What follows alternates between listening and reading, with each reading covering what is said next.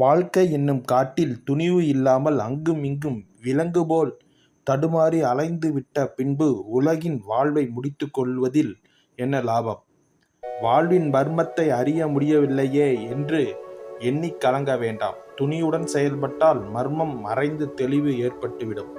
காலை கதிரவனின் பொன்னொளி போன்ற துணிவு வானத்தையும் மிகைத்து நிற்கும்.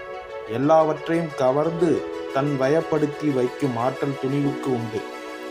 ஊர்க்குருவி போல் மேட்டில் கூடு கட்டாமல் ராஜாளி பறவை போல் மலையுச்சியில் கூடு கட்டி கொள்ள வேண்டும். நீர் பெருக்கெடுத்து ஓடும் நீல் நதி தன் துணிவின் பெருமையை பாடிக்கொண்டே ஓடுகிறது. மேகத்தின் பெருமையை தன் வலிமையான இடி முழக்கத்தால் ஒலித்து அண்டம் அதிரச் செய்கிறது. மின்னல் எத்தனை பிரகாசமானது என்று ஜொலித்து காட்டுகிறது.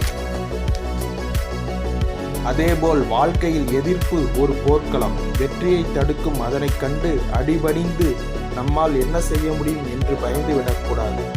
அவற்றை துணியுடன் எதிர்த்து போராடும் பொழுது அதனுடைய வீரியம் குறைந்து எதிர்ப்பின் சக்தி மறைந்து இன்னது வாங்க வேண்டும் என்று தெரிந்துவிட்டால் சீட்டில் ஒரு விசேஷமும் இல்லை. கடைக்கு போகாமல் சீட்டையே மனப்பாடம் செய்து கொண்டிருந்தால் கடை சாமான்கள் வீட்டுக்கு வந்துவிடுமா? கிழிந்த கந்தையான பயம் என்று உடைய எத்தனை காலம்தான் வைத்திருப்பது?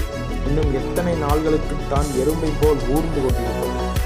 முழங்காலை கட்டிக்கொண்டு நம்மால் ஆவதென்ன என்று பயந்து கொண்டிருந்தால் வெற்றி பெறுவது எப்பொழுது? தயிரில் வெண்ணெய் இருக்கிறது, தயிரை கடைந்தால்தான் வெண்ணெய் வருமே தவிர தயிரில் வெண்ணெய் இருக்கிறது, தயிரில் வெண்ணெய் இருக்கிறது என்று எத்தனை தடவை கத்தினாலும் வெண்ணெய் வெளிப்படுமா? எந்த செயலையும் செய்யாமல் மீதம் துணிவு உள்ளது.